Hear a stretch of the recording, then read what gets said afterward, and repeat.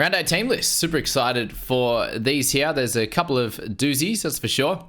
But let's focus on this first game here in round 8, and that is the Warriors versus Titans. Obviously, with three, likely two, anywhere between 2 and 4 dogs. I think most of us have in our sides, a couple of guys in sort of the deadwood category. Potentially, you do have to use a couple of trades this week, so get in there and after this team list, have a good look at what you want to be doing. Obviously for this week, but looking longer term, and a big thank you to everyone who has jumped in so far and checked out the buy planning video that I've just popped out, the ultimate buy planning. Super cool on that front. And guys, just a reminder, I've seen the views have dropped from the Thursday, Friday, Saturday, Sunday review videos, and I'm seeing a lot of questions in the YouTube comments. Go back and check those out, please. I've given all the answers in those videos. My initial reaction to how they're playing at the moment and what we can expect going forward. And I really implore you to go and check that one out. Also, easiest way, once you've digested all the information I've provided for you in that buy planning video, if you don't want to get a Word doc or Excel spreadsheet going, jump into footystatistics.com and they've got a lovely buy planner and a buy round grid there. So you can click the buy round grid at the top section there, which is lovely. And then you get to see all of the buys for each squad, lines it up obviously there for you, and then your buy planner. So all you have to do is look for your side, enter all fantasy analysis, enter all fantasy analysis there, rank 7, 1, 1, 10. You can also select if a guy is going to be origin or not, so that's pretty cool. You go Harry Grant, origin, and that puts him out there for that one as well. So that's an easy way to do it for you. It tells you sort of what your projected score should be for that one, what the value of your team should be for that week as well, which is pretty interesting obviously there on that front, the cash in the bank, and then green dots for that week as well. So that's pretty cool. It's a bit harder to see at that bottom bits, but there you go. It tells you where you're at for that section. In round 19 I'm in a bit of strife there with 9. Round 16 is 13 for me. Round 13 is 16 there, and I suppose we can say as well that we think maybe someone like Talangi could be out as well, so we might put a red on him, just say he's origin given he's out. 16 coming into round 13 right now, but that does include Fogarty, who's gone longer term, and a few of these other guys as well. So that's something I'm looking at, guys, with an easy way to do that as well if you don't want to manually jump in and write it all out, obviously, and you can change your team as you go if you'd like to. The only thing with this one, is you can't change the players in your team. This is just based off exactly what's happening once the round has completed, right? So round 7's done. I can now look at this and where it's at. But if you want to change it manually, you're gonna have to do that in your Excel doc. But there you go. That's a cool one to look at. Thanks to the footystatistics.com guys for doing that one. All right, Warriors up against the Titans. So in this one here, we see Chan still at fullback. Definitely a solid option in that fullback position, guys. Obviously, Roger, I think he's a hold up against the Titans, personally. You've got Montoya in there on the left wing. Adam Fanua-Blake, a terrific purchase this week. We do see Kurt Capewell out of the side, which brings Jacob Laban into that starting team. And I don't think that's someone we want to try and get into our sides, to be honest with you. It could just be a 1 week thing. Zion gets onto the interchange bench, which is cool for him, and Dylan Walker returns there as well. So Adam Pompey moves off the bench there, and then Kurt Capewell is out as well. So they're the two changes from this team.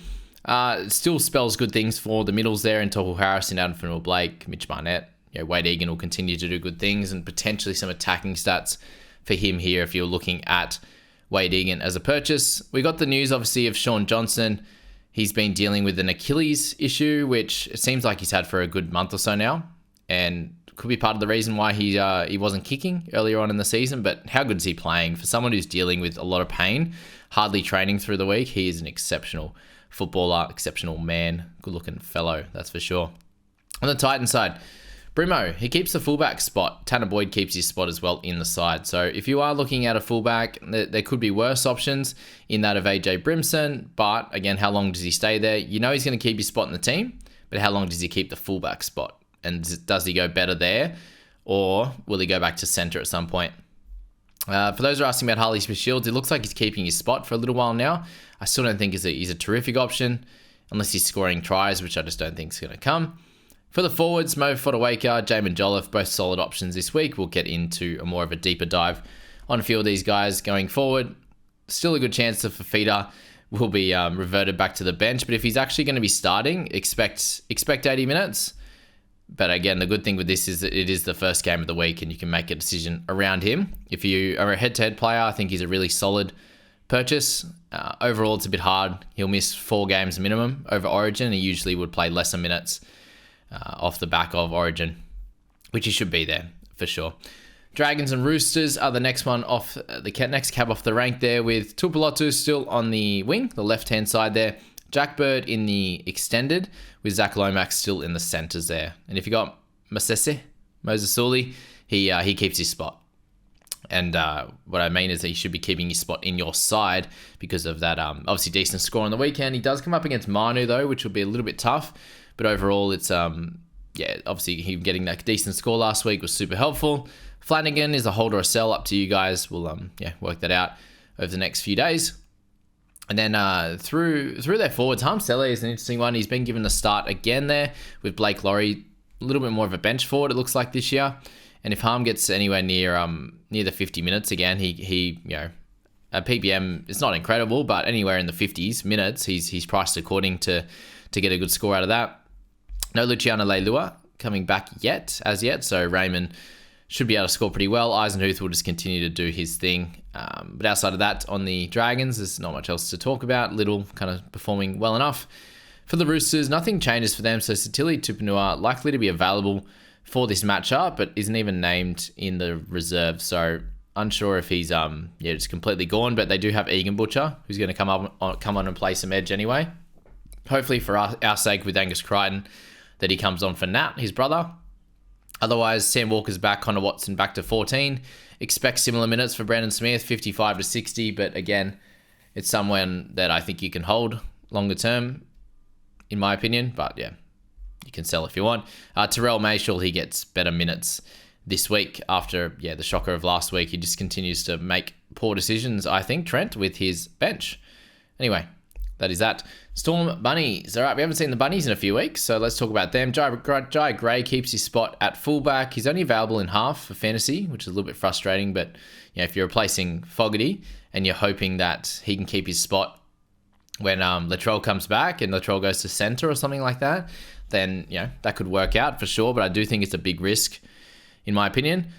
Jacob Gagai, the return. The man, the myth, the legend is back, and exciting for anyone who was going to be playing short this week or needed another player. But I do expect him to not go tremendously well against the Storm, obviously, unless they can have a bit of a bounce back week here.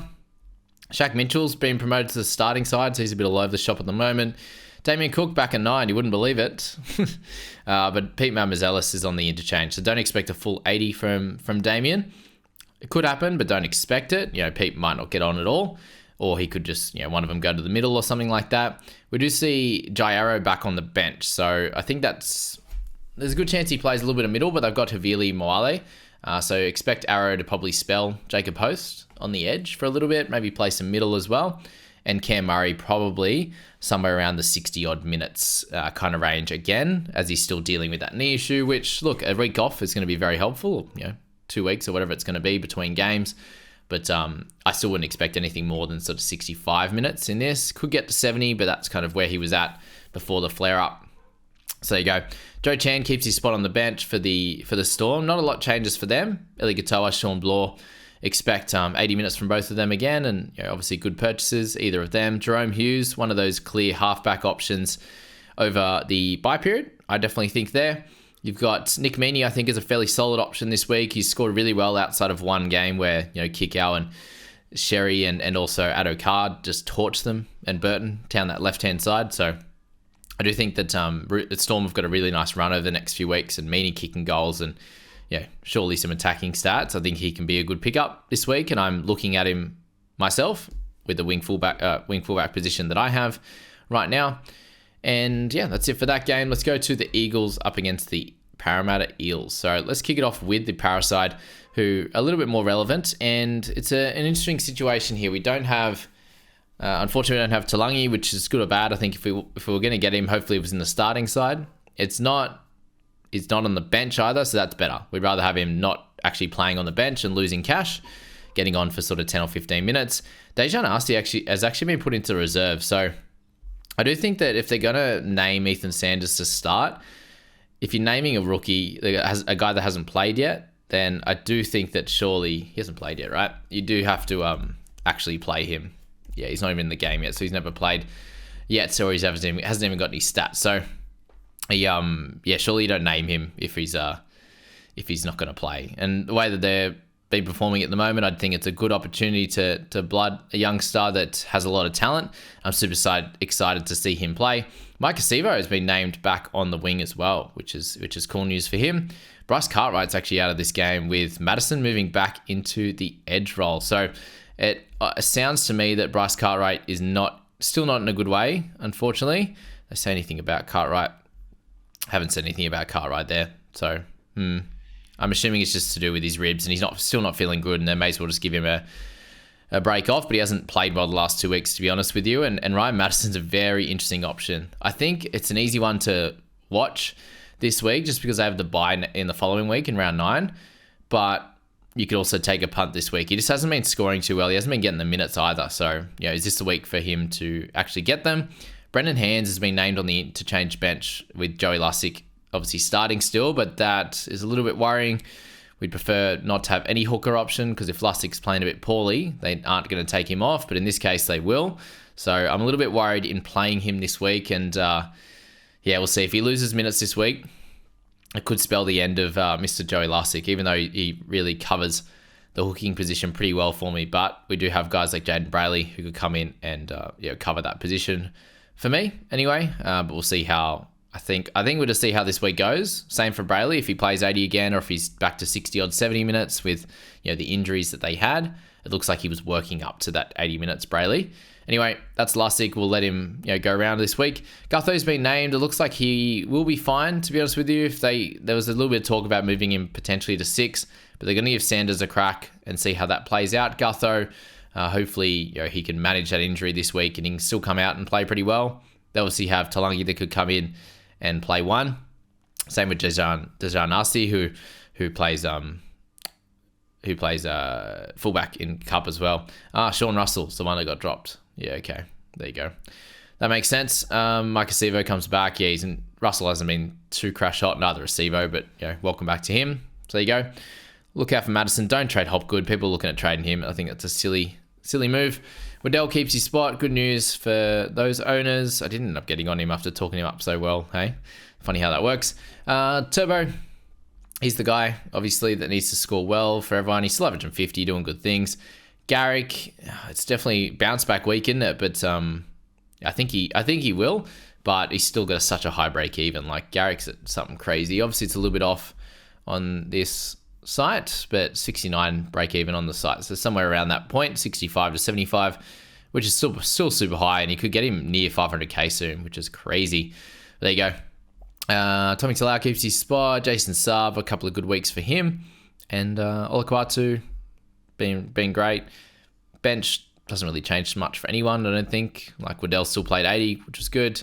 No Dean Madison. I'm not sure if he'll Nathan Brown was off the interchange bench last week. Does that do anything to Waddell? Probably not, but anything can happen with coaches.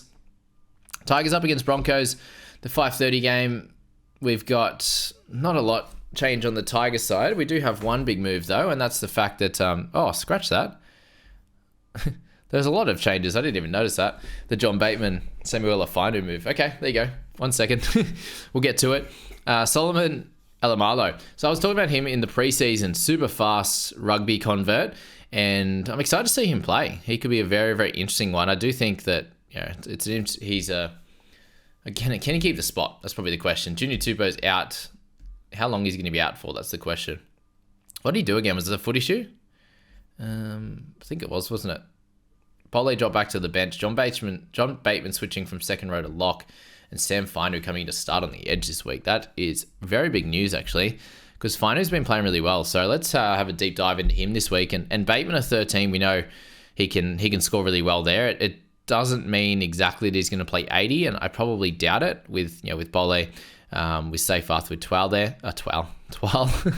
But yeah, Finu, does he play the full 80? I don't think so, to be honest with you.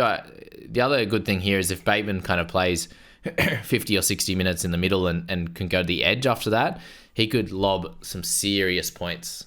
Alex Lob. That's where I got that obviously from. Just seeing now the corner of my eye. So yeah, that's very interesting. Api Coruscant, clearly hold for him, I think. Situation, it's a bit off with him. Obviously the low scores in a row, but then you know what he's like. Like this is what he does. Like he goes low, Taumalolo, and then he goes big. Like if you're looking at previous scores there, he'll go like 30 odd, and then you go 50, 72. Beautiful. He'll go 15 or 34, and then he'll go 54, 52, 55, 55, 27. Like he's just all over the shop. So if you do own Coruscant, that's where you have to note that he's still averaging 47.7. And if he doesn't make Origin, he's going to be a really cool hold over that period. But do you have the balls to be able to hold on through the low ones to get the good stuff on the other side? So there you go. A lot's changed in the Tigers. I didn't even see that in my first look that Bateman was at 13. So yeah, both those guys very interesting this week. For the Broncos, we have a few changes. Cobbo's out and Ezra Mam's out. So there you go. Madden keeps his spot at 6. Sounds like they're both dealing with a bit of an issue. It's likely to just be 1 week, but good news for them. They have Dean Mariner returning, and Jesse Arthurs moves to the centres. Corey Oates keeps his spot. So that's the outside backs set up with Madden sitting there. Payne Haas is back. Good news for Willison. He keeps his spot on the bench. You've obviously got Hetherington and Fletcher Baker, both in an interchange. Again, I do think that it's time that Carrigan starts to get a little bit lower minutes on his part.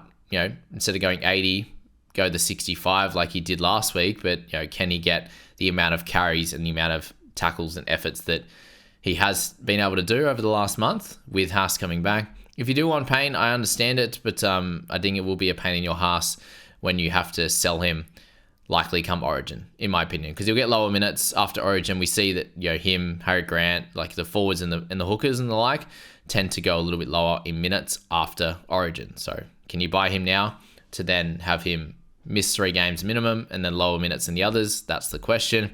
Brendan Piakura is named and is back. Oh, geez. I'm so excited to have him back. We've needed it. We've missed him. He's going to be straight in my starting team, and I can't wait to see it. That's straight in my basket. So there you go. That's the Broncos. Willison, happy days that he stuck on there. Obviously, Tristan Saylor, Jaden Hunt off the list on that front. Let's go to the Cows and the Panthers. And the Cows, they've got Valamite still in the spot.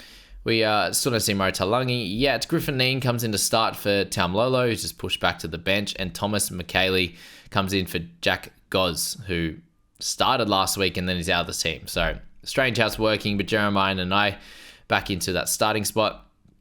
Griffin, surely he's the big minute guy now. They've got to change something up. Cotter, Robson, still trying to do their thing. It's going to be just tackles galore for these guys this week. Hopefully not a lot of missed tackles, and hopefully my boys don't get absolutely pumped. But with Cleary back, Cleary's back, guys, for those that didn't know yet and were waiting for my video.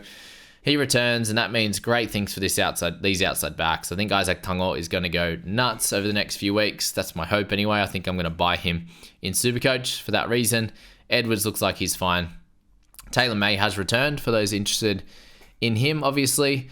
So Taylor May's going to come up against Chester, who's defending pretty well at the moment. Isaac Tungo going to come up against Val Holmes and Semi Valamay. So interesting on that front. And then Tommy Dearden.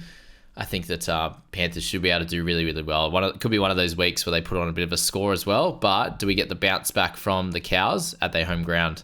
That's the question there. Isaiah Yeo should continue just to do exactly what he's doing. They've got Dane Laurie for cover at 14, so minutes are aplenty.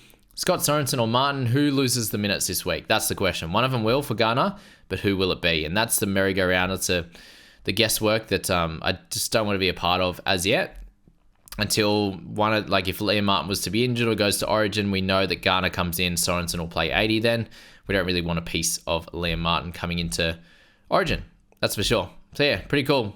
Cleary's back. Do you grab him this week? Look, they got a really good run. If you want to grab him over Hynes, we've got some news from the Sharkies coming up shortly that is pretty big as well. For the Dolphins, Trey Fuller keeps his spot, and I suspect he will do really, really well this week. So keep an eye out on Trey at his cheap price if you're interested. Looks like he's got this spot at least until Hammer comes back, and I'm not sure if they will keep Trey there and move Hammer to center, or they'll, Trey will just be out of the side completely. Unsure at this point. Bostock, I think you play him this week. He's been doing really well. 30 odds, 40 odds, 50 odds, good stuff. In the forwards, Jeremy Marshall-King, a good week. Aiken keeps his spot, but we do have Connolly Lemuelu in the reserves, and I do suspect he will come off the bench and eventually, and he could be a guy that takes some minutes off Bromwich or Aiken. I'm not sure, but Aiken could be a very interesting punt if you want to. That's for sure in that front. Josh Kerr, Donahue, Ray Stone, Owen Keeley. So yeah, things pretty well stay the same on the bench there, which is cool. Max Plath, the 13. I obviously grabbed him last week, so I think he's a good purchase, but he's more expensive. Do you want him now? Does he suit well for your buy planning? Potentially. And this is his spot now, the 13. Like, he played that good, he can't lose it. Jared Wallace, not even named in the team. He was a laid out last week, and this time he keeps the spot on the reserves from the jump. For the Knights, we see the return of Dane Gagai, which is really cool, and I see him as a very interesting option. He's obviously carrying, the odd injury at the moment, so it would feel like a Tyson gamble to get him now. You could probably look another week or two and see if he gets back to some decent footy, and how they're going to use him without Ponga. Like, does he just get early ball and he just goes nuts and he tries to put him on his back, given he's the captain as well? And then we've got David Armstrong. So he comes into this side, which is exciting. He looked awesome on the wing in the trials, which is great. And the only thing here is Fletcher Sharp is carrying a hamstring injury at the moment, who Barry Toohey is the best, man. He was like, well, he would have been this guy if that was picked in this team if he was back. And there's every chance that Armstrong can keep the spot, but if he has one bad game, I think that Fletcher Sharp will get make his way into this team. So I do think Armstrong, as much as I think he could score fairly well, just based off his stats in New South Wales Cup, sort of a 40 guy at this point, which is cool. But yeah, moving into a team that's not playing very well, the scores are going to be high, but probably in the other team's favour, to be honest. Whereas he's playing in sort of 32 to 24 matchups, that kind of thing, where he's able to score and assist. So yeah, a little bit of a worry trying to grab him now. You've got Gagai and Best probably where they're going to get a lot of their points from, and then Lucas and Kaipis Paul. To be honest with you, they're the four. Gagai, Best, Lucas, and Kaipis Paul, with Gamble and Hastings. Like, they haven't changed the team this week, so in the halves front for once. So there you go. Brayley, a solid buy. Obviously this week they've got Jed Cartwright, Brodie Jones on the interchange bench. They're changing things around a little bit. Will Price still can't get a gig in this side, and obviously it's hard with Phoenix being your utility. But I thought Will might get a chance at some point, but not yet. He's obviously something he isn't doing perfectly yet to make his way into this side. But yeah, Kaipis Paul, he's obviously a guy that you're going to want. Longer term, Jack Hetherington, I think, has been dropped for a week. Tom Jenkins comes out to this side. Looks like he copped a bit of an injury. And obviously Gagai comes straight in with Inari Tuwala onto the wing. And the Raiders, we do see KO Weeks go into the halfback position. I do suspect that it will be exactly like the trials, where Strange was playing halfback, getting good kick meters, and running the show, with Weeks kind of being that defensive running 6. So yeah, I just think that Strange likes having the 6 on his back, but he'll control it. Strange that very Ethan Strange that they haven't switched jerseys, but again, that shows that jersey probably doesn't mean too much. Sometimes he was the 7 in the trials, but yeah, doesn't matter. Schiller keeps his spot again. So Albert Hopewadi is in the reserves in number 18. So Schiller could get another week out of it. We're not sure if Albert's going to take his spot or not, but he's close. He hasn't been named straight up, so that serves a little bit of a positivity for him. Schiller. Chevy Stewart keeps his spot. Play him this week, I think, or loop him. Obviously, if you can loop him, but he might be the guy that you decide late. Like, you loop the other guys, and if they go poorly, you play Chevy. If not, you don't play him, and I think that would go completely fine. Matt Timoko, Seb Chris, both doing well. Obviously there, for those that were looking to sell Chris, and he picked up a 40 last week, so don't do that. We've got Simi Sasagi. He's a really, really interesting option here. So Elliot Whitehead, still nowhere to be seen, and he might be out for another few weeks. These calf injuries, after redoing it, they seem to linger and linger and linger. So yeah, he's someone that I think you get a centre really cheap, to be honest with you, with Simi. Where is he at? Simi Sasangi, 296 in the half and the center position. So if you need something like that, then that could be cool. He obviously, Sasangi went to half there.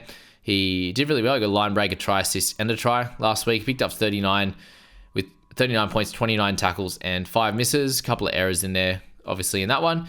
But yeah, at edge, he started there, and I need to go back and actually look at how he was going at edge at the start before shifting at halftime to halfback. If you know what he was on at halftime, let me know in the comments. That would be delightful. Very, very helpful at that. But 296 for him. It's an interesting one, but again, it's a bit of a risk. Do you want to trade in someone right now that could be a bit of a cash cow that scores okay, but might lose his spot, has a buy round 10, buy round 14? Probably not, to be honest. But yeah, that's probably it on that front. Nick Kotrick still in the 21 for the Sharkies. So really unfortunate news for them as a team. Unfortunate news for the mistake that Braden Trindle has made. Sounds like he's been pulled over for drink driving, and so being over the limit, and drugs as well potentially. So they're doing a test on that now. They'll see what happens, but he's been stood down immediately from the Sharks, so it's obviously not great. So Daniel Atkinson comes into this spot, number 6, and I do think this is terrific news for that of Hynes. Atkinson will definitely not play as big of a role as Trindle, and Hynes will benefit from that. So who you want to bring in this week? Do you want to bring in Hynes? Do you want to bring in Cleary? Both are going to be terrific options, in my opinion. Sharkies have a good game here against the Raiders with Fogarty being out. Still no Horsburgh, that kind of thing. But Cleary's Panthers have a terrific 3-game stretch here. And you're going to be wanting to be a part of that too. So I think they'll both score about the same. Which way do you want to go? Obviously with Cleary a tiny bit more expensive, it's not going to matter too much. But yeah, that's that. So that was very interesting. Daniel Atkinson, excited to see him play. That's for sure as well. Kale Iro keeps his spot. Happy days on that front. If you didn't pick him up, you're missing out. That's for sure. Gun player. Run the footy, great. Interchange, 6 the same. It does sound like Finucane has retired. So yeah, kudos to him for an incredible career. Hopefully he's okay and it's the correct decision for him and he's happy with that going forward. Nothing we'd want worse. And obviously a shout out to Anzac round this year and to all those that have fallen for the Anzacs for Australia and New Zealand. And I just wanted to pay my tributes there, and we'll obviously have a few minute silences over the all of the games, so 8 of them, which would be great to experience there. And Tommy Hazelton, when's he going to get 50 minutes and average like 60 a week? Where's the Terrell May minutes? Would be nice. Although, to be fair, he got Terrell May minutes last week, that's for sure. Funny times. So McInnes, I think it helps him longer term, obviously with Finucane not playing. So I think I would hold personally, but with that type of bench, it still means that he's going to be 50 minutes, 48 minutes, 45, 55 minutes. It's not going to be closer to 60 unless the game completely suits that for him. Brendan Nickera scored well enough last week, but not super excited on him yet. So that's that. And we'll leave it at that one for you guys. Kate Dykes still in the 22. He didn't get the spot. It was obviously Atkinson instead. So super excited for Atkinson. As I said, Strange should be able to do fairly well. Get some good base stats, obviously, but how much attack are the Raiders going to get? That's the question. I'll be holding Danny Levi this week, guys. Talangi would be the guy I would sell before Danny, and that's that. We'll leave it at that for round 8. Can't wait to show you guys this one and get into that buy planning as well, guys. Before you make your trades, before you even look at making your trades, check that out. Pop your team in and see where you're at. Thanks, guys. We'll see you later.